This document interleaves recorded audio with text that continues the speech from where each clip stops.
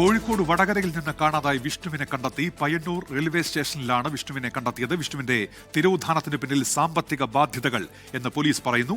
വിഷ്ണുവിനെ വിശദമായി ചോദ്യം ചെയ്യും. വർഷ ഗിരീഷുണ്ട് കോഴിക്കോട് നിന്ന്. വർഷ, ഇപ്പോൾ വിഷ്ണു എവിടെയാണുള്ളത്? പോലീസ് വിവരങ്ങൾ ശേഖരിച്ചു കഴിഞ്ഞോ വർഷ?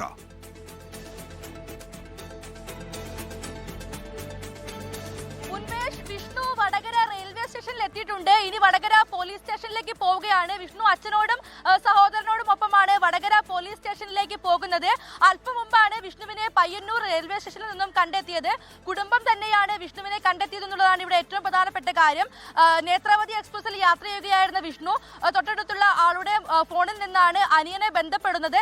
ശേഷം താൻ ഇളയച്ചന്റെ അടുത്തേക്ക് പോവുകയാണെന്നുള്ളതായിരുന്നു വിഷ്ണു നൽകിയ വിവരം. വിഷ്ണുവിന്റെ ഇളയച്ചൻ ജോലി ചെയ്യുന്നത് പയ്യന്നൂരിലാണ്. അവിടേക്ക് താൻ പോകുന്നു എന്നായിരുന്നു ഈ വിഷ്ണു ഫോണിലൂടെ അനിയന് നൽകിയ വിവരം എന്ന് പറയുന്നത്. തുടർന്നാണ് ഇളയച്ചനും അതേപോലെ അച്ഛനും സഹോദരനും ഉൾപ്പെടെയുള്ളവർ പയ്യന്നൂർ റെയിൽവേ സ്റ്റേഷനിൽ എത്തിയത്. അപ്പോൾ വിഷ്ണു അവിടെ നിൽക്കുന്നുണ്ടായിരുന്നു എന്നുള്ളതാണ് ഇവർ നൽകുന്ന വിവരം. ശേഷം അവിടെ നിന്നും വിഷ്ണുവിന് ഭക്ഷണമെല്ലാം വാങ്ങിക്കൊടുത്തു. പിന്നീടാണ് വടകരയിലേക്ക് ട്രെയിൻ കയറിയത്. ഇപ്പോൾ വടകര ട്രെയിൻ ഇറങ്ങിയിട്ടുണ്ട്. ഇനി പോലീസ് സ്റ്റേഷനിലേക്കാണ് പോകുന്നത്.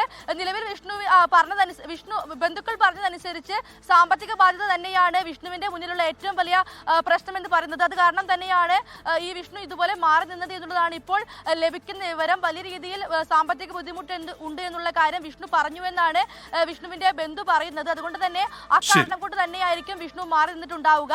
ഉടുപ്പിയിലായിരുന്നു താനെന്നുള്ള വിവരം കൂടി വിഷ്ണു നൽകുന്നുണ്ട്. അവിടെ വെച്ച് തന്റെ ഫോൺ കാണാതായി എന്നുള്ള കാര്യമാണ് വിഷ്ണു ബന്ധുക്കളോട് പറഞ്ഞിട്ടുള്ളത്. എന്തായാലും ഇനി എന്താണ് ഉണ്ടായതെന്നുള്ള കാര്യം ഉൾപ്പെടെയുള്ളത് അറിയേണ്ടതുണ്ട്. അതിനായി ഇനി വിഷ്ണുവിന്റെ പ്രതികരണം വരണം. ഉന്മേഷ്. വർഷ ഗിരീഷ്, കോഴിക്കോട്.